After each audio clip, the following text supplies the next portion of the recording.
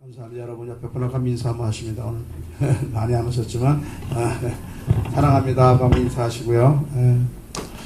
오늘 요한복음 1장 14절로 18절을 하겠습니다. 영원하신 하나님의 아들이신 예수께서 사람이 되셔서 오신 그 성육신,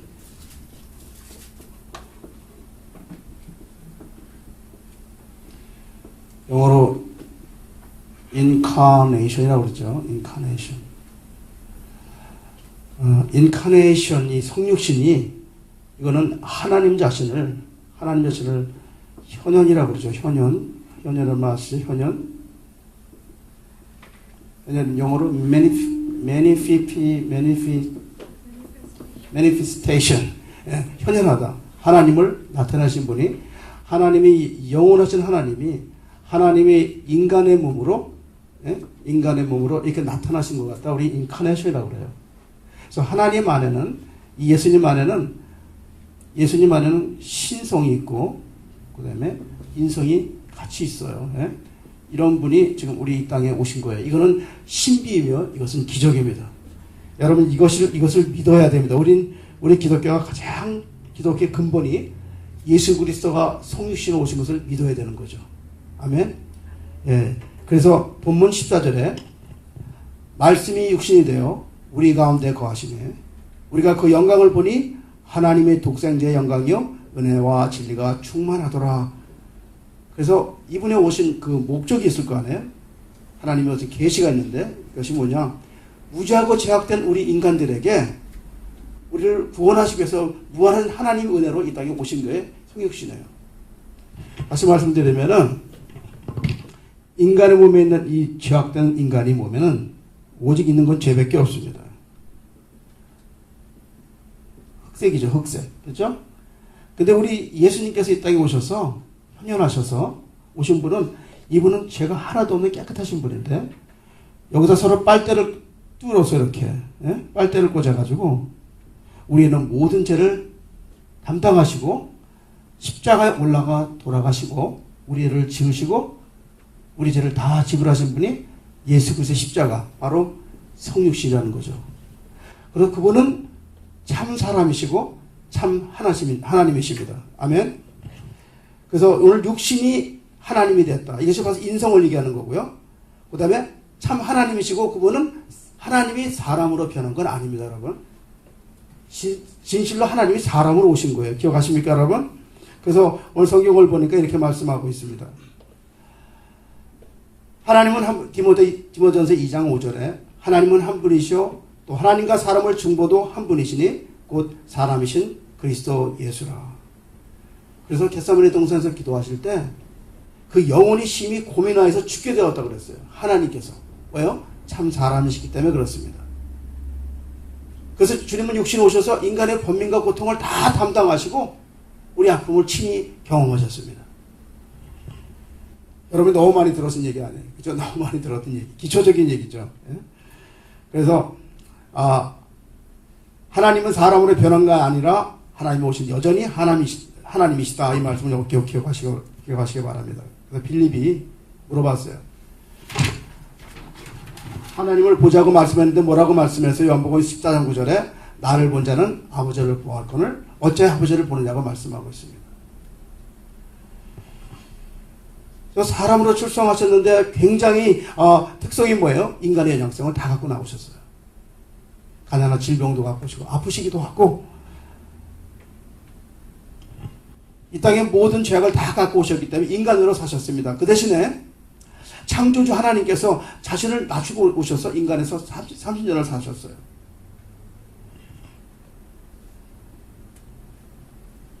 근데 웨슬리 왜 사람이 되셨는가? 우리의 죄를 대속하기 위해서 이 땅에 오셨고 짐승이나 천사는 이 벌을 받을 수가 없습니다. 하나님도 그 벌을 대신할 수가 없었고 죄 없는 사람만이 우리 죄를 대신할 수 있었기 때문에 그래서 성육신하시고 이 땅에 오셔서 벌을 받으신 겁니다. 그래서 무한하신 자가 유한한 사람이 되어서 인간의 몸을 들어오니 그 인간 속에 들어오려면 얼마나 고생이 많으셨겠어요. 그렇죠? 인간의 육체에 속박될 수 있는 그런 분이 아닌데 그 자유로우신 분이 인간의 육체 속에 속박되어 왔습니다. 영광되는 주님이 연약한 영광의 연약을 고통을 체험하기 위해서 인간 속에 들어왔습니다. 창조주가 인간의 부모에게 순종하는 사람이 되었습니다. 인간에게 어머니라고 하면서 부모를 순종하게 됩니다. 이것이 얼마나 놀라운 은혜며 얼마나 놀라운 기적입니까? 이것이 오늘 요한복음 14장 말씀입니다. 우리 15절 한번 읽어보겠습니다. 15절 시작. 요한이 대저야 중과에 외쳐가로되 내가 전에 말하기를 내 뒤에 오시는 이가 나보다 앞선 것은 나보다 먼저 계심이라 한 것이 이 사람을 가리킴이라 하니라. 여기서 앞선 자란 여자가 낳은 사람 중에 이보다 큰 자가 없다고 말씀하고 있습니다. 신분이나 권위나 능력이 있어서 자기보다 나은 자, 그 자가 앞선 자거든요. 우리 주님은 우리보다 앞선 자시고 우리보다 모든 능력이 뛰어나신 분이 우리 앞선 자입니다. 그래서 마태복음 11장 11절에 내가 진실로 너에게 말하노니 여자가 낳은 중에 세례 요한보다 큰 이가 이런 없도다. 그러나 총개선이 극히 작은 자 저가 크다고 말씀하고 있고요. 실제로 여기서 가장 큰 자는 우리 예수 그리스도를 말씀하고 있습니다. 16절에 우리가 다 그 충만한 데 나서 충만한 데서 받으니 은혜 외에 은혜로다고 말씀하고 있습니다. 만약에 하나님이 큰 하나님만 계시다면 우리는 영원히 하나님 만날 수가 없습니다. 하나님 우리를 너무 사랑하셔서 자기를 어떻게 하셨어요? 자기 자신을 축소하셨는데 얼마만큼 축소하셨어요? 인간 사이즈로 축소하셨어요. 인간 사이즈로. 하나님이 아주 축소하셔서 인간의 몸으로 축소하셔서 우리에게 오신 거예요. 그 축소가 바로 겸손이거든요. 그래서 우리도 낮아져야지 하늘의 비밀을 깨달을 수가 있습니다. 축소가 이루어지지 않으면 인간은 우주의 비밀을 깨달을 수가 없어요. 그래서 우리 하나님께서 그 크신 분이 인간을 찾아오기 위해서 스스로 몸을 죽이시고 주셔서 인간의 몸, 작은 몸으로 찾아오신 것이 이것이 창조의 신비입니다. 네, 17절을 보시겠습니다. 시작. 율법은 모세로 말미암아 주신 것이요 은혜와 진리는 예수 그리스도로 말미암아 온 것이라. 구약의 특징은 율법이고요. 또 하나님은 모세에게 율법을 주었습니다. 여러분 혹시 기억이 나십니까?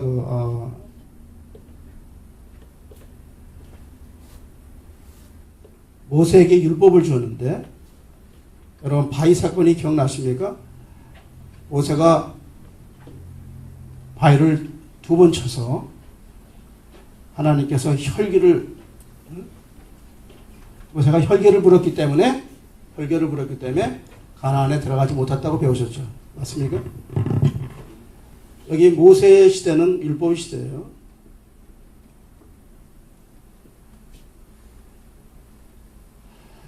이 안에 바위가 있어. 이 바위를 모세가 바위를 쳐서 물이 나왔어요. 그렇죠?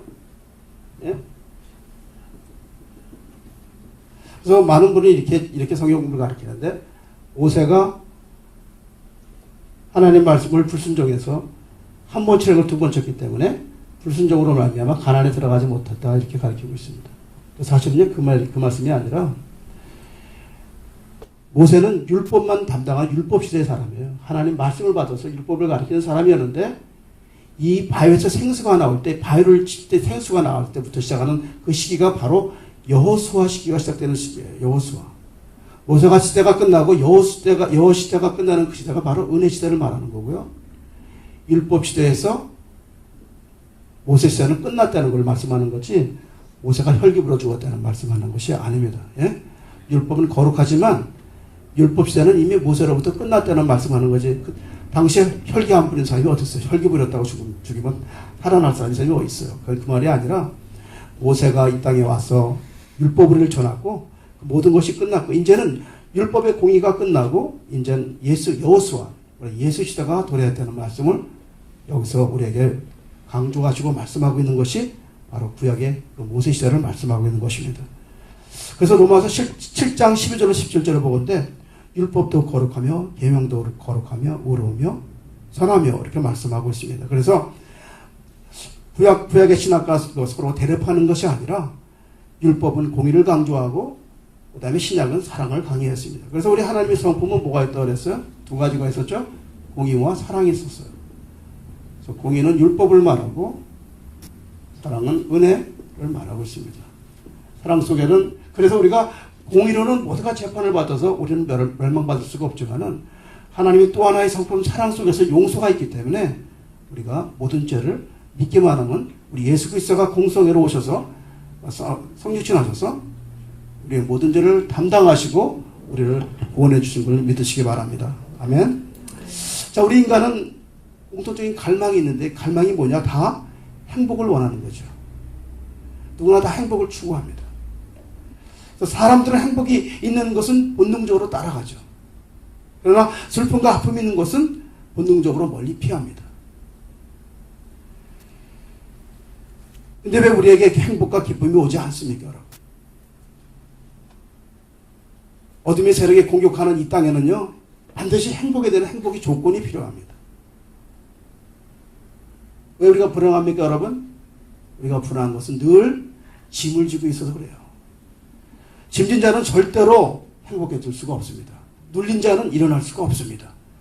바로 우리가 이 눌렸기 때문에 주님께서 성육신하고 오셔서 우리의 짐을 제거하시고 우리에게 항구적인 기쁨과 행복을 우리에게 누리도록 하나님께서 이 땅에 와서 돌아가신 거예요. 그래서 주님께서 말씀하시는 것이 우리에게 너희들은 항상 기뻐하라는 말씀을 그래서 하신 거예요. 너희들의 눌림은 이미 해결됐다. 그래서 빌립보서 4장 4절에 주 안에서 항상 기뻐하라. 다시 말하는 기뻐하라고 말씀하고 있는 겁니다.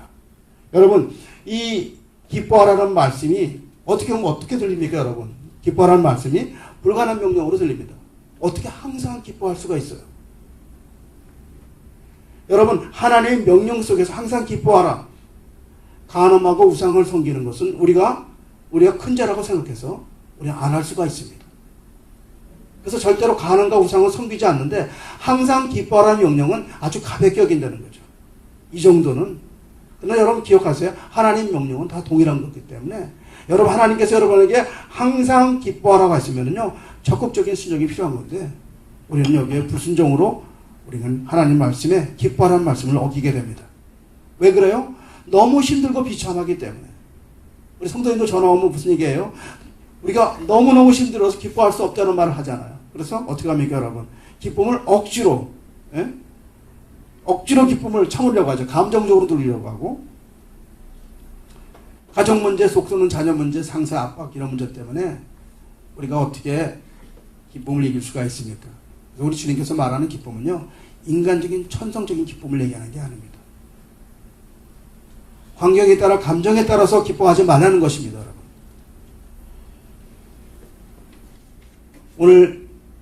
오늘 말씀은 성육신 되신 예수님께서 우리의 모든 고난과 우리의 모든 문제를 다 해결해 주셨으니까 너희들은 여전히 어둠 세계에서 절대로 흔들리지 말고 어둠은 절대로 성전을 이길 수가 없습니다.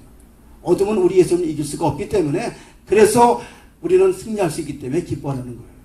여러분이 지금 당하는 고난은 언젠가 하나님께서 이미 다 지불했기 때문에 주 안에서 기뻐하라고 말씀하고 있는 겁니다. 아멘? 인간은 끝없이 염려를 만들어냅니다. 그래서 우리는 어둠에 꼭 패배한 것 같고 우리는 마치 실패자 같습니다. 그래서 환경은 그대로 있어도 믿음으로 우리는 기뻐해야 됩니다. 이 시간에 승리의 조건은 먼저 승리하기 위해서는 내 죄를 과감히 버릴 수 있어야 됩니다. 그 다음에 두 번째는 자기 자신을 버릴 수 있어야 우리가 승리할 수가 있습니다. 자기 자신을 버린다는 게 바로 회개입니다. 절대로 자기를 옹호하지 마시고 자기를 덮지 마시고 하나님과 타협을 시도하지 마세요. 그럼 영원한 기쁨을 누리지 못합니다. 그래서 하나님 앞에 제일 먼저 나의 기쁨을 추구 안 되면 내가 마땅히 죄인입니다고 고백할 때 그것을 인정하면 그 안에서 기쁨이 나오는 것이 그것을 생명이라고 말합니다. 여러분 만약에 내가 마땅히 죽을 자라고 하나님 고백하는 순간에 여러분은 수많은 도서와 수많은 교회에서 배웠던 성경 지식보다 더 많은 것을 일시에 배울 수가 있습니다. 여러분 한번 그런 기도를 한번 해보세요. 하나님께 놀라운 여러분에게 축복을 허락해 줄 줄 믿습니다. 요한복음 2장을 들어가는데 잊지 마시고요. 거기 포도주 사건이 있습니다. 포도주 사건의 첫 번째가 뭐가 나오냐면요. 첫 번째 나오는 것이 항아리가 6개가 나옵니다. 항아리가 6개 나오고 죄송합니다. 오늘 제가 감기에 걸려서 힘이 없어가지고 이렇게 근데 몸 좋아지고 있습니다. 먼저 주님께서 말씀하시는 것은 우리에게 무슨 말씀을 요구하셨냐면 물을 아구까지 채우라 그랬어요. 아구까지 채우라. 성경 말씀을 보면은 이게 도대체 무슨 말인가에 대해서 늘 여러분 이렇게 반문해 보실 줄 알아야 돼요.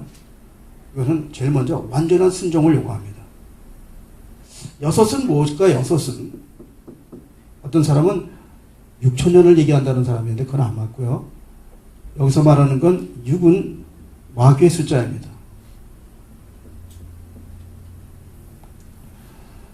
계시록 14장에 나오죠. 666이라는 말이 나오고 있습니다. 좀 이따 내가 도와드리고요. 먼저 하나님께서 제일 먼저 아구까지 물을 채우라는 것은 우리에게 인내를 요구하는 겁니다. 인내. 너가 정말 인내할 수 있느냐. 참으로 황당한 요구죠. 하나님께서 어떤 때때로 예수님이 요구하는 요구는 황당한 요구가 너무나 많습니다.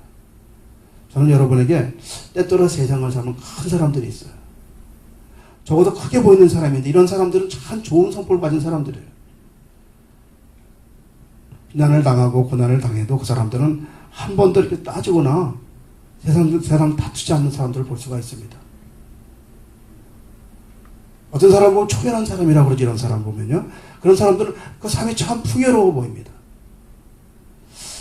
우리는 어때요? 그리스도인인 불구하고 그리스도인에도 불구하고 우리 겨우 이기는 것이 아니에요. 겨우 이기고 살지 않습니까? 겨우 참아서 이기지 않습니까? 이건 사실 이기는 것이 아닙니다. 우리는 주님께서 넉넉히 이기라고 말씀했기 때문에 우리는 오늘 우리 승리가 우리 강제성이 있어서는 안 되고요. 우리는 넉넉히 이기는 승리를 우리는 가져야 됩니다. 그래서 구원받을 때 우리 모든 자가 사해졌어. 영원한 기쁨을 계속해 지속해서 누릴 줄 알아야 되는데 우리는 이것이 없는 거죠. 어떤 사람들은 어떻게 죄를 다 사해졌는데 왜 다시 시험이 오고 우리 다시 죄가 옵니까? 그래서 구원에 대한 의심이 옵니다. 그래서 우리는 어떻게 돼요? 자신을 억제하려고 그러죠. 자신을 누리려고 누리죠. 그래서 사실은 이 분노가 생기고 시험이 올 때 죄를 억제하는 것은 이건 누른 것이지 죄가 사라진 건 아니에요. 이긴 것이 아니라 잠시 죄를 누른 것이기 때문에 언젠가 이 물이 언젠가 다시 나오기 때문에 주님께서 말씀하시는 것은 물을 아구까지 채우라는 거예요. 내가 스스로 죄를 이기려고 하고 내가 스스로 시험을 이기려 하면 우리는 실패합니다. 그래서 먼저 내 속에 있는 모든 시험과 모든 실투와 모든 시기를 다 먼저 꺼내내라고 말씀하시면서 물로 아구까지 채우라는 거예요. 이거는 인간을 말하고 있는 거예요. 내 안에는 모든 것을 다 채우고 여기다 물을 채울 때 그때 비로소 내가 분노를 이기고 내가 나를 스스로 죄를 억제할 수가 있는 것입니다. 그래서 여기서 말하는 물은 바로 하나님 말씀이기도 하지만 율법이라고 말하면 됩니다. 내 안에 하나님 말씀이 가득 차서 내가 스스로 나를 이길 수가 있는 것입니다. 두 번째는 순종을 요구했습니다. 다 채워라. 끝까지 5가지 다 채워라. 우리 인간들은 이렇게 물을 채우라 요구할 때 대개 2-3번 가면 다 포기하고 마는데 하나님께서 끝까지 다 채우라고 말씀해요.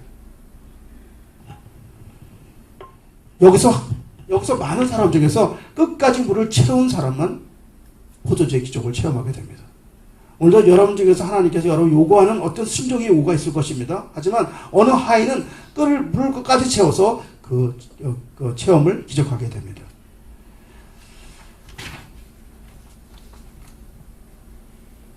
우리 마리아는 혼인집에서 포도주가 떨어진 거 알았는데 입을 다물고 있었어요. 예수님에게 말을 했는데 여러분도 앞으로 마리아처럼 문제가 생길 땐 조용히 예수님 앞에 나가는 사람이 되길 축원드립니다. 문제를 가지고 주님 나오면 주님께서 여러분에게 문제를 해결해 주시는데요. 기도란 뭐냐? 자신이 할 수 없는 것을 하나님께 드리는 것이 기도입니다. 내가 할 수 없는 것을 하나님께 맡기는 것이 기도입니다. 그런데 마리아가 나가서 예수님께 물어보는데 예수님 뭐라고 말씀하냐면요. 여자여 나만 무슨 상관이 있나이까라고 대답을 합니다. 섭섭하게 들리는 말일지 모릅니다. 그렇죠? 어떤 사람들은 예수님이 거부라고 해석하는 사람도 있어요. 아주 위급한 일이 생겼습니다. 그런데 주님께서 뭐라고 말씀하냐면 이렇게 원망하고 상처 주는 말을 한다고 사는 사람이 있어요. 우리 교인 중에서 40일 금식 기도했는데 안 된다고 원망하는 사람이 있더라고요. 100일간 작정 기도했는데 응답이 없다고 원망하시는 분이 있어요. 여러분 만약에 주님의 부활 사건을 믿기만 한다면 이런 모든 원망은 사라집니다. 주님이 이 땅에 오셔서 죽은 자가 살리신 거 한 가지만 믿으면요, 여러분 어떤 환경에도 이길 수가 있습니다. 잠시만 기다리시고, 여기서 말하는 여자여라고 한 말은 어머니 너도 내가 신성인 하나님께서 말하는데 너도 구원이 필요하다는 말이 여자라고 부른 거예요. 여기서는 육신의 어머니가 한 거 아니라 아버지 성령님, 신성님이 여자야 너도 구원이 필요하다는 말을 한 거지, 여러분 오해하시면 안 됩니다. 무슨 말인지 아시겠습니까, 여러분? 우리 마태복음 15장 24절에 보니까 예수께서 대답하여 가라사대 나는 이스라엘 집에 잃어버린 양 외에는 다른 데로 보내시 받지 아니었다고 어느 여인에게, 가나안 여인에게 흉악한 귀신 들린 그 딸을 뒤로온 귀신 들린 딸에게 나는 이스라엘 집 잃어버린 여린 양 외에는 난 다른 데 보낸 것이 없다고 냉정하게 말하게 됩니다. 이 말씀을 보면서 뭘 느끼냐면요, 우리 예수님은 이렇게 우리에게 사람에게 거절을 하는 사람인가? 그 애는 주여 자녀의 떡을 주의 개들에게 던지기 마땅하지 않니 하면서 자기를 뭐라고 그래요? 포기하지 않으면서 개라고 말씀합니다. 개들도 제 주인상에 떨어지는 부스러기를 먹나이다라고 말했습니다. 전 이 말씀을 보면서 오늘 여인이 어떤 사람이었는가? 오늘 하나님이 자기를 누구로 했어요? 하나님이 축소해서 인간을 만들었어요. 그죠? 그분이 예수입니다. 그렇죠? 그러면 우리 누구예요? 하나님이 축소된 사람이고, 우리도 축소해서 어디까지 가야 되나? 개까지 내려가야 된다는 거예요. 인간이 축소된 개까지 내려가면은 하나님의 비밀, 하나님의 축복이 나타난다는 거죠. 그래서 우리 예수님이 지금 하신 말씀, 이스라엘 집에 잃어버린 양 외에 다른 데 보내심이 없다, 이 말은 뭐냐? 네가 개까지 내려갈 수 있냐는 말을 하나님께서, 예수님께서 우리에게 전해주는 거죠. 하나님은 이 땅에 오셔서 축소져서 인간이 됐어요. 죄인 인간이 됐는데, 인간 너는 개까지 내려갈 수 있냐? 개가 내려가니까 어떻게 돼요? 병고침이 나는 거죠. 가나안 여인을 골탕 먹이라고 한 게 아니라 우리들의 믿음의 문제를 하나님께서 먼저 해결해 주시기를 원하시는 거죠.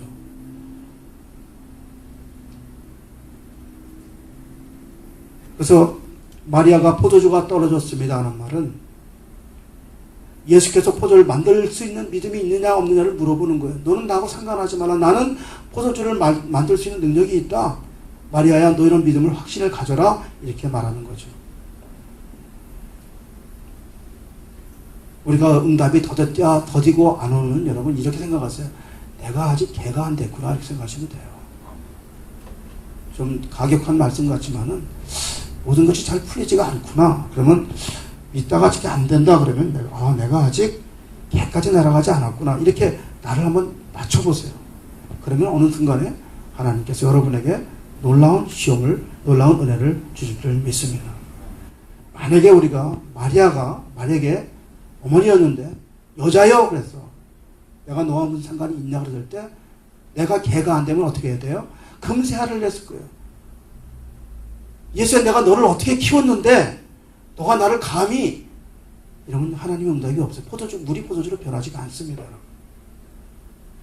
바로 우리 하나님이 우리에게 원하시는 것은 개까지 날아가는 겸손을 원하셨던 거예요. 그래서 하나님은 이렇게 우리에게 이런 요구를 가끔 하세요. 너 산꼭대기에다 방주를 지어라. 너무나 황당하고 인간의 이성과 상식으로는 도저히 이루어질 수 없는 것들을 하나님께서는 우리에게 종종 요구하실 때가 있다는 거예요. 너 갈대우르를 떠나라. 여러분, 이런 시험이 올 때마다 내가 낮은 자리에 내려가는 사람만이 시험을 통과하고 하나님의 축복을 받을 수가 있는 것입니다. 자, 여기서 보니까 물이 가득 차졌어요. 우리가 물을 가득 채웠어요. 하나님 말씀으로, 율법으로 살아가려고 아무리 발버둥 쳤더니 우리는 갈증이 해결되지가 않습니다. 이 물이 변해야 삽니다. 뭐로 변해야 되냐? 바로 포도주라는 거로 변해야 돼요. 포도주는 뭘 의미합니까? 예수 보혈의 피가 변해져야지 우리에게 갈급이 없는 거예요. 이 물은 먹을 물이 아니에요. 잔치집에서는, 천국에서는 먹을 게 포도주예요. 가장 맛있는 포도주. 여기 앉았던 사람들은 어떤 포도주를 먹었냐? 이 변하기 이전의 포도주는 맛이 없는 거예요. 그건 쓴 포도주예요. 그러나 물이 변해서 바뀐 포도주는 하나님 예수 그리스도의 보혈의 피, 가장 맛있는 포도주를 먹게 되니까 그들이 왜 이걸 이제 갖고 나오냐 그러는 거죠. 우리는 이 포도주를 먹어야 생명이 연장되고 실수가 없는 것입니다, 여러분. 오늘 여러분에게 하나님께 말씀하는 포도주를, 이 포도주를 오늘 이 시간에 받아가시기를 축원드립니다. 그래서 오늘은 우리는 물시대에 사는 것이 아니라 피시대에 살아야 되는 거예요. 모세는 바로 물시대였기 때문에 여호수아가 와서 피시대로 바꿔준 거예요. 이사야서 55장 1절에 너희 목마른 자들아 물로 나오라. 포도주와 젖을 사라. 목마른 자들아 물에서 나와서 포도주를 사라고 말한 것이 뭐냐? 율법에서 벗어나와서 이제 예수 그리스도의 보혈의 피를 먹어야 너희들이 승리할 수 있다는 것을 말씀해 주시는 거예요.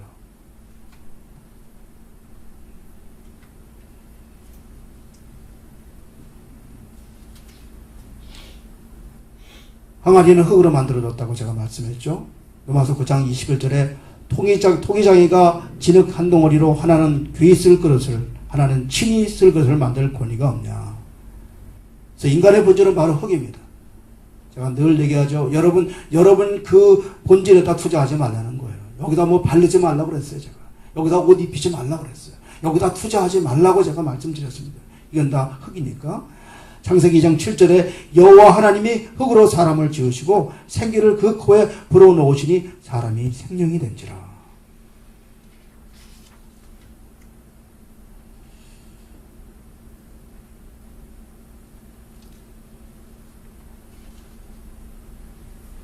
자, 그래서 우리 하나님께서 우리 형상 안에 우리를 담기를 원하시는 거예요. 하나님 우리를 만들 때 인간을 만들 때 하나님 형상과 모양으로 만드셨어요. 그 이유는 뭐예요? 인간을 담기 위해서 그렇게 했습니다. 누가 들어갔어요? 마귀가 먼저 들어갔습니다. 더러운 영이 먼저 들어간 일이 뭐예요? 동생을 죽였습니다. 왜요? 마귀는 죄와 사망이기 때문에 그렇습니다. 오늘 우리가 십자가 흘러나오는 보혈을 마시지 않으면 우리는 사람을 죽이는 자가 될 수 있고 우리는 늘 승리해서 실패하는 그런 자가 될 수 있습니다. 그런데 우리가 만약에 이 생명이 들어가면요, 우리는 남을 위해서 중보하는 사람이 되게 됩니다. 중보기도는 여러분의 목사님이 중보기도하러 되는 게 아니라 생명 들어간 사람은 중보가 되는 거예요. 세상의 포도주 맛을 음미하는 사람은 중보기도를 할 수 있는 사람이 되는 거죠. 자, 이제 기도에 대해서 잠시 한번 알아보겠습니다. 여기서 지금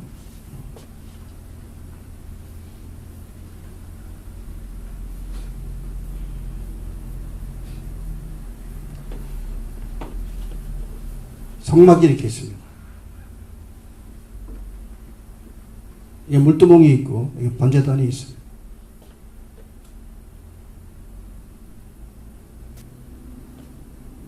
여기가 성소이고 여기가 지성소입니다. 여기가 예수님이 계시는 곳이고 하나님이 계시는 법궤가 있습니다. 우리가 제사를 지내고 예수님을 만나는 이 안에 들어가기 위해서는 먼저 번제단에 들어가는 제물이 되어야 됩니다. 살아있는 제물은 절대로 하나님 받지 않으십니다. 이 제물의 번제단은 불을 태워야 되는데 먼저 가기 전에 먼저 각을 떠야 되죠. 각을 잘라야 되고요. 이 안에 있는 내장을 다 뽑아내야 됩니다. 창자 속에 있는 모든 때를 다 긁어서 완전히 닦아내야 됩니다. 철저한 해결가 필요하죠. 그래서 이 제물을 이 번제단에 올려서 완전하게 태워서 제가 돼야 돼요. 조금은 남으면 안 돼요. 완전하게 태워져야 됩니다. 그리고 다시 한번 가서 다시 한번 물로 닦아야 되는 정결함을 하나님께 요구하시고요. 들어가면 우층에 하나님의 말씀 진설벽이 있습니다. 그 안에 말씀이 들어가야 되고요. 그 말씀이 들어간 사람은 바로 옆에 예수님의 금초대 세상에 빛이 되어야 됩니다. 빛이 된 사람은 이 향단 앞에 가서 무릎을 꿇을 수가 있어요. 그때 기도할 때 지성소 휘장이 깨지는 거예요. 잘라지는 거예요. 그래서 법궤에 들어가서 주님을 만나게 되는 거죠. 우리는 대개 여기서 이 방에 때려서 주님을 만나려고 하니까 주님 만나지지 않아요. 정말로 내가 주님을 고백하고 내가 완전한 몸이 떠지고 완전한 죄가 회복되고 완전한 죄를 고백하는 순간에 우리가 그 포도주 역사가 나는 거예요. 그래서 여기 들어갈 때는 내가 들어가는 것이 아니라 주님의 포도주 풀을 갖고 들어갈 때만 핏부름으로 말미암아 휘장문이 열리게 되어 있습니다. 그래서 완전히 예수 안에 들어갈 때 내 자아가 완전히 처리된 사람, 이 사람만이 주님을 만나게 되는 거죠. 제발 여기서 배워서 신앙생활 하지 마세요. 기도 올라가서 배워서 하지 마시고 내 안에 예수 보혈의 능력으로 기도하세요. 능력으로 말씀을 증거하세요. 이론으로 중보하시면 하나님 역사하지 않습니다. 내가 완전히 죽음을 체험하는 사람만이 이것에 체험한 사람이 하나님의 음성을 듣습니다. 그때 이런 말씀이 들릴 겁니다. 내 양을 쳐라. 베드로가 그때는 모든 기적이 다 끝나고 마지막 때 주님이 하신 말씀이 내 양을 쳐라. 그렇죠? Take care of my sheep. 이것까지 들을 때까지가 돼야 주님의 음성을 듣는 겁니다. 왜 그렇습니까? 나는 이미 완전히 번제단에서 태워졌기 때문에 나는 없기 때문에 내 안에 내 생명 되신 예수님이 들어와서 자신의 일을 말하기 때문에 너 내 양을 쳐라. 나는 네 몸을 웬트해서 네가 내 몸을 가지고 네 몸을 가지고 네가 내 일을 감당하라. 그래서 내 양을 치는 거예요.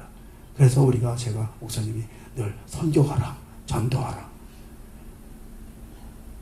여기까지만 가면은요. 여기까지 가면 이제 우리는 내 자신의 죄인임을 깨닫고 내 생각과 내 팔다리가 주님의 움직이는 대로 움직입니다. 이게 세포트죄에 내가 들어간 거예요.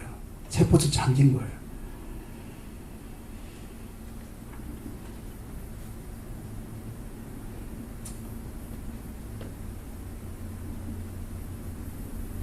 오늘 요한복음은 두 가지의 모습을 동시에 발견할 수가 있습니다. 진정한 사랑이란 죄를 덮어주지 말고 죄를 치우는 겁니다. 사람들은 다 죄를 덮어달라고 하는데 죄를 덮어주면 여러분 성장할 수가 없습니다. 죄를 치워줘야 됩니다. 그래서 예수님이 십자가에서 여러분의 죄를 치워주신 겁니다. 부모님도 가슴이 찢어지는 희생이 있어야지 자녀들이 곧바로 성장하게 됩니다. 예수 그리스도는 성전을 사랑하셨습니다. 그래서 예수님은 언제나 성전 중심의 삶을 살았습니다. 그래서 여러분도 이 안에서는 성막 중심의 삶을 살아야 됩니다.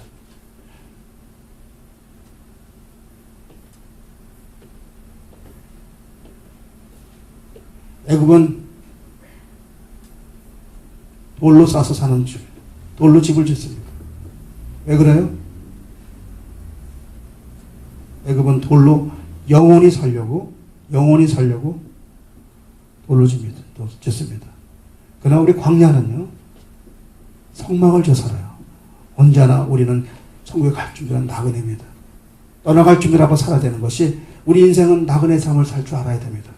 이 땅에서 돌을 짓고 살려고 맘먹으면 우리는 실패합니다. 하나님의 사람들은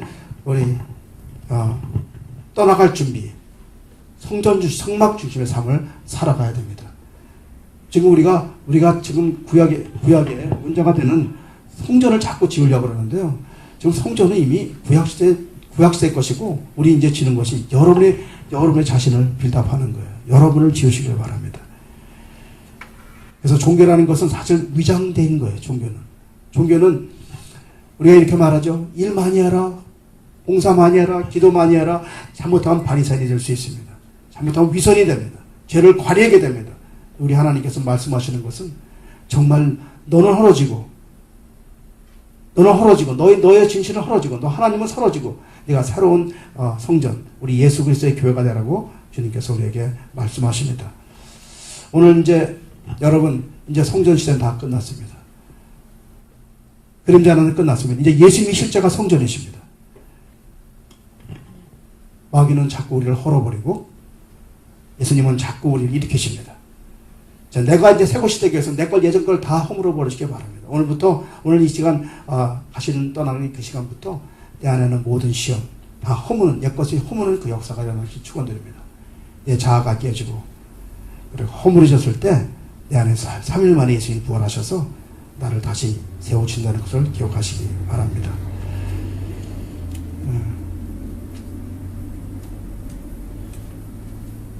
오늘 아마 처음 오신 분이 무슨 말씀인지 잘 이해를 못하실 것 같은데 이해하셨으면 좋겠습니다. 그래서 오늘 제가 말씀드리는 것은 오늘 요한복음 14장 18절의 말씀은 우리 하나님께서 진정한 포도주 맛을 의미하지 못하면은 이 땅에 승리할 수가 없어요. 진정한 예수 피가 없는 사람은 이 땅에 승리할 수가 없고, 진정한 낮아짐이 없는 사람은 하늘나라의 비밀을 볼 수가 없습니다. 오늘 여러분 삶 속에서 여러분 공고하시고 어렵습니까? 그럼에도 불구하고 이 땅의 소원 갖지 마시고 위의 거를 바라보세요. 그리고 낮아보세요. 그러면 하나님께서 여러분이 원하시는 소망을 다 들어주십니다. 우리 주님은 이렇게 우리가 주님을 주일날 오늘 이 시간 나왔을 때 오늘 이 시간 예배가 끝나고 나면 이 성전 꼭대기에다가 이렇게 하나님을 딱 묶어놓고 가지 마시고 하나님과 같이 나가세요. 예배가 끝나고 나면 항상 우리들은 하나님을 여기다 묶어놓고 나가거든요. 주일날 오면 교회 안에서 신령한 성도가 되는데 밖에 나가면 하나님이 없어요. 나가실 때 같이 나가세요. 그분의 보호하심을 받고 그분의 인도하심을 받으세요. 그래야 여러분 세상에 나가야 진정한 빛이 돼야 하나님의 사람이 역사가 되는 거지. 나갈 때 보면 다 하나님 묶고 나가시는 여러분이 너무 많습니다.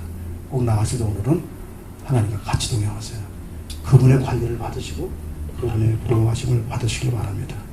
기도하겠습니다. 하나님 아버지, 부족한 오늘도 말씀을 선포했습니다. 저희들 마음속에 아직도 나라는 자아가 가득 넘쳐 있습니다. 그러나 오늘 주님께서 오셔서 나의 물과 마의 성전을 허물어서 내 안에 주님이 거하시기를 원하십니다.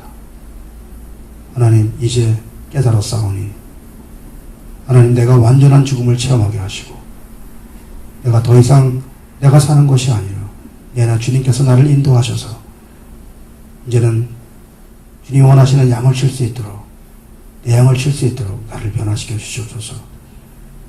오늘 또 하나 느꼈사오니 하나님, 주님께서 자신을 축소하여서 인간이 되었습니다. 이제 내가 축소하여서 계란은 낮은 천문까지 날아갈 수 있도록 하나님 저를 인도하여 주시옵소서. 그 여인의 고백이 나의 고백이 되게 하시고 이 땅에서 다시는 내가 나타나지 않게 하시고 주님 형상만이 나타나는 저들로 만들어 주시옵소서. 감사하며 예수님 이름으로 기도합니다.